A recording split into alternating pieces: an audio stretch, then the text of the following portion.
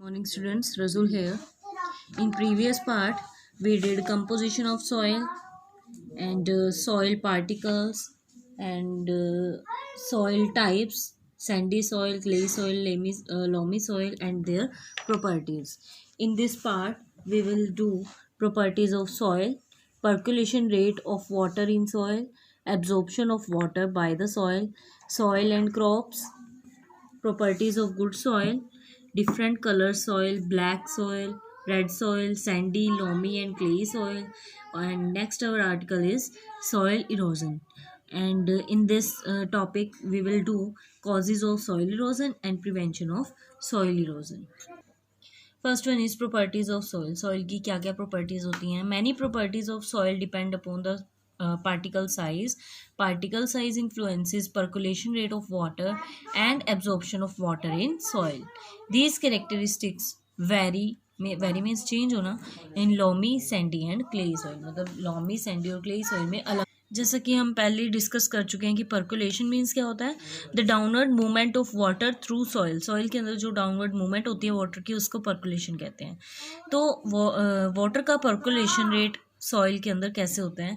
Select 3 sites having soil sample. मतलब 3 soil के sample ले लिए हमने. Sandy soil, clayey soil and loamy soil. And find out the time taken for a fixed quantity of water to percolate in 3 cases by performing activity 8.7. अब हम एक activity करेंगे जिसके थ्रू हम ये पता कर सकते हैं कि कौन सी जो सॉइल है वो उसका क्या रेट होता है पर्कुलेशन का. This activity will help you to find out how fast the water passes down the soil. मतलब कितनी फास्टली जो वाटर है वो सॉइल के अंदर से पास कर सकता है. देखो, to find out the percolation rate of water in different types of soil. So देखो क्या करना है इसमें. Take 3 PVC pipes of about 5 centimetre diameter and 20 centimetre length. मतलब एक 3 पाइप्स ले ली हमने जिसका जो डायमीटर है, मतलब जो ये चीज़ है वो 5 सेंटीमीटर होनी चाहिए और जो उसकी लेंथ है वो 20 सेंटीमीटर होनी चाहिए. सिलेक्ट 3 डिफरेंट साइट्स और places having soil of different types से सैंडी, क्ले एंड लोमी. मतलब अलग अलग प्लेस ले लिए जिसमें डिफरेंट टाइप्स होती हैं. मतलब जहाँ पे सैंडी सॉइल है एक वहाँ पे गाड़ दिया, उसको प्लेस कर दिया.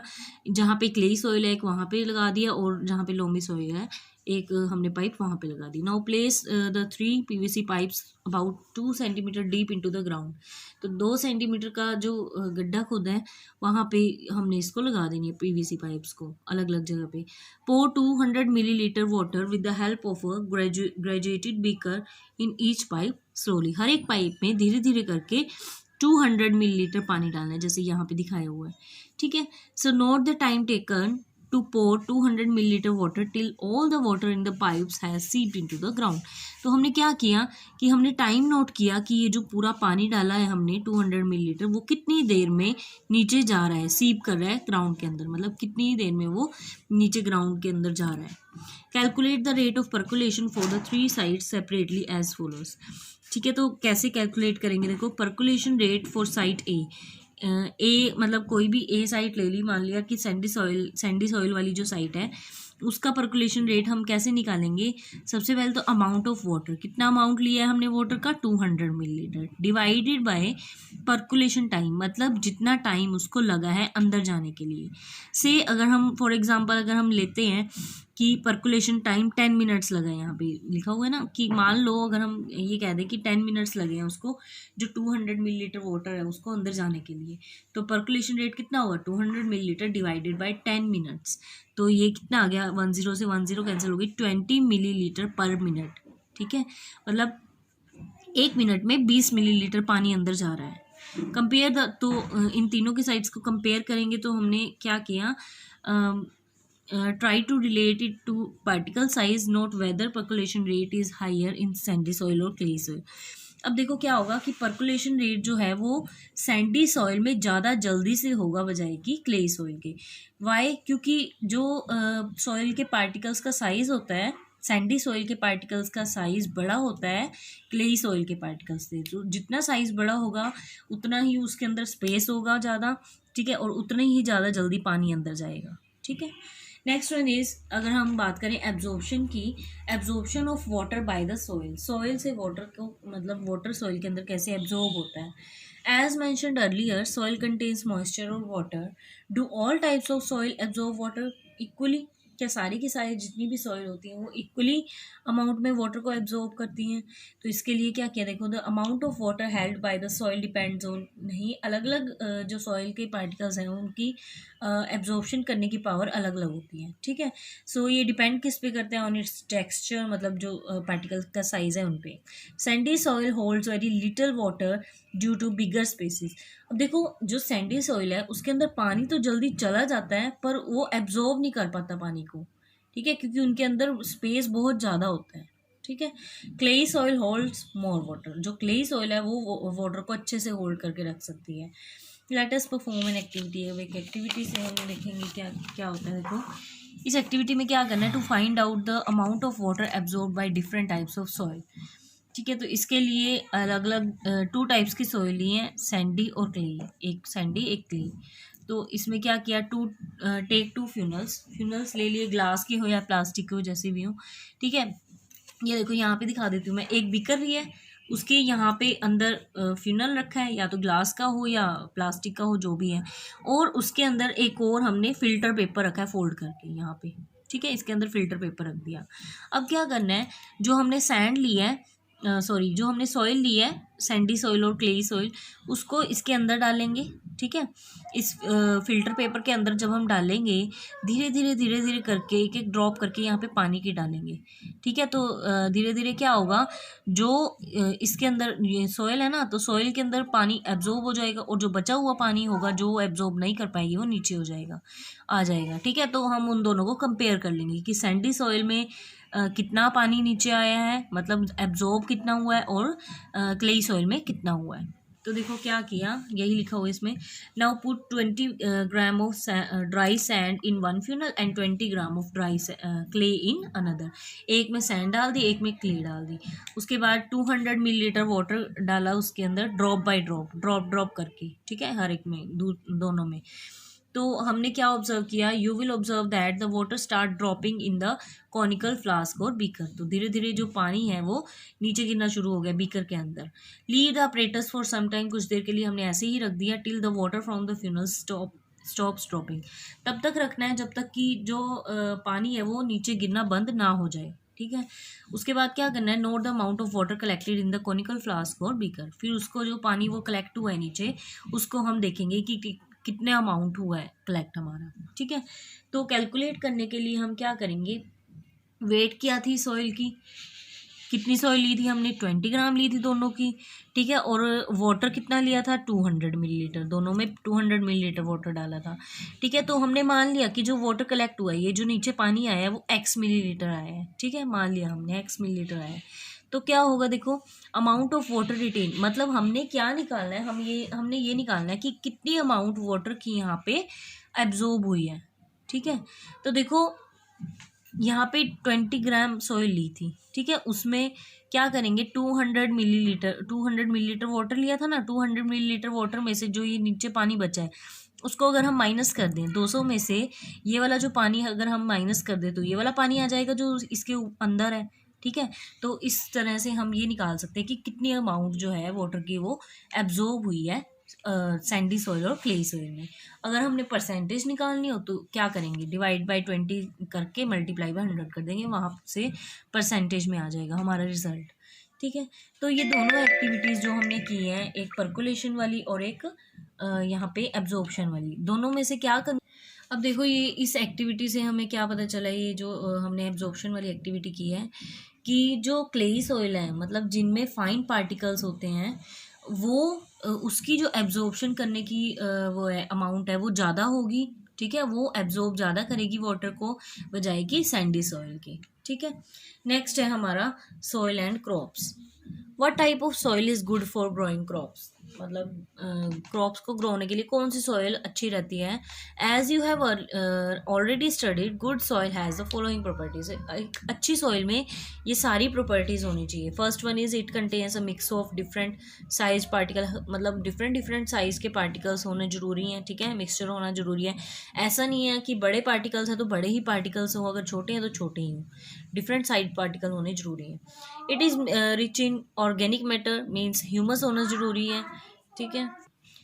It contains plenty of air spaces, air space भी होना जरूरी है उनके बीच में। It has good water holding capacity but the soil is not waterlogged. अब देखो डिफरेंट कलर्स की भी सॉइल होती हैं। जैसे नंबर फर्स्ट अगर हम देखें ब्लैक कलर सॉइल, तो इस ये क्यों ब्लैक कलर की होती है? क्योंकि इसमें डेड और डिकेइंग मैटर ज़्यादा होता है, ठीक है। So it contains dead organic matter and water. This soil is suited for growing cotton and sugarcane. Next अगर हम बात करें रेड सॉइल की, red colour soil gets its colour. अब ये रेड कलर की क्यों होती है? क्योंकि इसके अंदर आयरन के ऑक्साइड्स होते हैं, ठीक है, due to the presence of oxides of iron. This soil is poor in humus. इसके अंदर ह्यूमस नहीं होता, मतलब कि ये ज़्यादा फर्टाइल नहीं होती, बट फर्टाइल हो जाती है अगर हम इसके अंदर मैनुअर या फर्टिलाइज़र को ऐड कर देते हैं, ठीक है। But becomes quite fertile when manures और fertilizer are added to it. Groundnuts, millets, rice, potato, etc. grow in this type of soil. Depending on the geographic location, the type of soil varies in color, texture, and content. Different types of soil are found in different parts of our country. It may be sandy, loamy, or clay soil depending upon the region. मतलब अलग अलग places पे अलग अलग type की soil होती है. Growing of crops in a region is determined by the type of soil present in that region. अब जैसे देखो सैंडी सॉइल है वो ज़्यादातर डेजर्ट एरिया में होती है, ठीक है।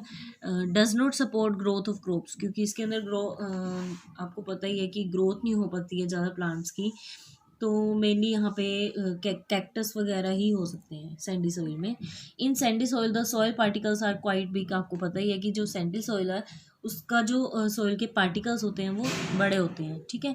So the water percolates very quickly. और इसमें आपको पता ही है कि वाटर सबसे ज़्यादा पर्कुलेट कर जाता है, पहले आया भी था ये। अगर हम पर्कुलेशन की बात करें तो सैंडी सॉइल में पर्कुलेशन रेट ज़्यादा हाई होता है। It also carries away the nutrients. This is called leaching of nutrients. This make the soil unfit for plant growth, ठीक है। तो मतलब प्लांट की ग्रोथ इसमें नहीं होती है। लोमी सॉइल की अगर हम बात करें तो loamy soil is suitable for growing crops like lentils, मतलब मसूर जिसको बोलते हैं, and gram.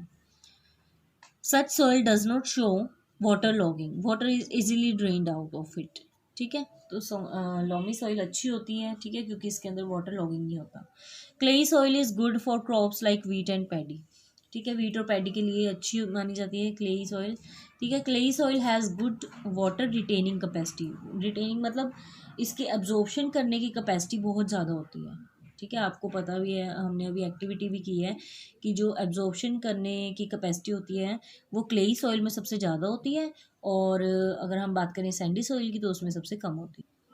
Water logging takes place when there is heavy rainfall. अगर बहुत ज़्यादा रेनफॉल हो जाती है तो इसमें भी वाटर लॉगिंग हो जाता है, ठीक है। Being rich in humus, clayey soil is very fertile. क्योंकि इसके अंदर ह्यूमस बहुत ज़्यादा होता है, इसीलिए ये जो सॉइल है वो काफ़ी फर्टाइल होती है, अच्छी होती है ये क्रॉप्स के लिए। नेक्स्ट हमारा आर्टिकल है soil erosion. Soil is important to sustain life on Earth. It is often carried away by strong winds or washed away by rain water or heavy rainfall. मतलब क्या है कि कई बार ऐसे होता है कि रेन वाटर, बहुत ज़्यादा रेन आ रही हो, हैवी रेनफॉल हो रही हो, या फिर बहुत तेज़ हवा चल रही हो, तो उससे क्या होता है जो सॉइल का ऊपर वाला जो लेयर है वो सारी उड़ जाती है, ठीक है। The removal of top soil by wind and water is called soil erosion. तो सॉइल इरोजन क्या होता है? Removal of top layer of soil, ठीक है। विंड या फिर वाटर से अगर हो जाए तो उसको कहते हैं soil erosion. It happens in place where soil is not covered by plants. ये ऐसे एरियाज में होती है जहाँ पे प्लांट्स कम होते हैं, ठीक है। क्यों? क्योंकि देखो जो प्लांट्स हैं, प्लांट्स क्या काम करते हैं, प्लांट्स जो होते हैं वो सॉइल को होल्ड करने का काम करते हैं। जो उनकी रूट्स हैं वो पकड़े रखती हैं, जकड़े रखती हैं उसको, सॉइल के पार्टिकल्स को। तो उससे क्या होगा, जहाँ पे प्लांट्स होंगे वहाँ पे जो ऊपर वाली लेयर है सॉइल की वो नहीं इरोज हो पाएगी, ठीक है। तो जहाँ पे भी प्लांट्स नहीं होंगे वहाँ पे सॉइल इरोजन होगा। Plants' roots firmly hold the soil particles together. In the absence of plants, soil can be carried away easily by strong winds and water. Soil erosion is thus more common in deserts or barren land. जहाँ पे बिल्कुल खाली land होता है, बंजर जो भूमि होती है वहाँ पे, या फिर डेजर्ट एरिया में सॉइल इरोजन ज़्यादा होते हैं। Next is causes of soil erosion. अब सॉइल इरोजन के कॉजेज क्या हैं, किस किस चीज़ों से होती है ये। सबसे पहले तो डिफॉरेस्टेशन, मतलब कि अगर हम ट्रीज़ को कट कर दें तो ट्रीज़ नहीं होंगे, तो क्या होगा, डिफॉरेस्टेशन से क्या होगा, which loosens up the soil, soil को लूज करने का काम करते हैं ये डिफॉरेस्टेशन से। Floods and heavy rains which wash away the topsoil, flood से और हैवी रेन से जो ऊपर की लेयर होती है वो वॉश अवे हो जाती है। ओवर ग्रेजिंग बाय एनिमल्स, अगर हम एनिमल्स को एक ही जगह पे जाके ग्रेज कराएंगे तो क्या होगा, ओवर ग्रेजिंग हो जाएगी एनिमल्स से, तो वहाँ पे जो प्लांट्स होंगे उनकी कमी हो जाएगी प्लांट्स की, जिससे कि सॉइल इरोजन हो जाएगा। Forest fire which destroy plant cover, forest में कई बार अपने आप आग लग जाती है, तो उसकी वजह से क्या होगा, जो प्लांट्स होंगे वो कम हो जाएंगे, तो इसीलिए सॉइल इरोजन हो जाएगा। पुअर फार्मिंग मेथड्स, ये भी पुअर फार्मिंग मेथड्स भी इसका एक कॉज है सॉइल इरोजन का। अब देखो प्रिवेंशन, मतलब इसको प्रिवेंट कैसे कर सकते हैं सॉइल इरोजन को हम। Prevention of soil erosion is called soil conservation. Some of the methods of soil conservation are as follows. जैसे नंबर फर्स्ट है हमारा प्लांटिंग ट्रीज, मतलब प्लांट्स लगाकर, अफॉरेस्टेशन कर कर, more areas should be covered with trees. Next one is flood control by construction of dam, dams की construction करके हम फ्लड को कंट्रोल में कर सकते हैं, जिससे कि सॉइल इरोजन बच सकता है होने से। Planting trees as shelter belts to reduce the effect of strong winds. Terrace farming on sloping areas in hills, which reduces steepness of slopes and checks soil erosion. ठीक है, टेरेस फार्मिंग मतलब sloping areas में हमें farming करनी चाहिए, जहाँ पे hilly areas होते हैं जहाँ पे, तो उसमें स्लोप्स एरियाज में फार्मिंग करनी चाहिए। Preventing overgrazing. अब हम कुछ डेफिनेशंस देख लेते हैं इस चैप्टर की। First is soil. What is soil? The upper most layer of the earth crust in which plants grow. Weathering. What is weathering? The process of formation of soil from the breakdown of rocks. What is soil profile? A vertical section of the soil showing its different layers or horizons. Nitrogen fixation के बारे में भी बताया था। The process in which some bacteria convert atmospheric nitrogen into nitrogen compound, मतलब atmospheric nitrogen को nitrogen compound के अंदर चेंज करना। कुछ ऐसे बैक्टीरियाज होते हैं जो ऐसा करते हैं, which can be used by plants. Next is Sandy soil. Soil that has greater proportion of big particles, जिसके बड़े पार्टिकल्स हों, सैंडी सॉइल। क्लेई सॉइल, जिसके बहुत ज़्यादा छोटे पार्टिकल्स हो, फाइन पार्टिकल्स हो।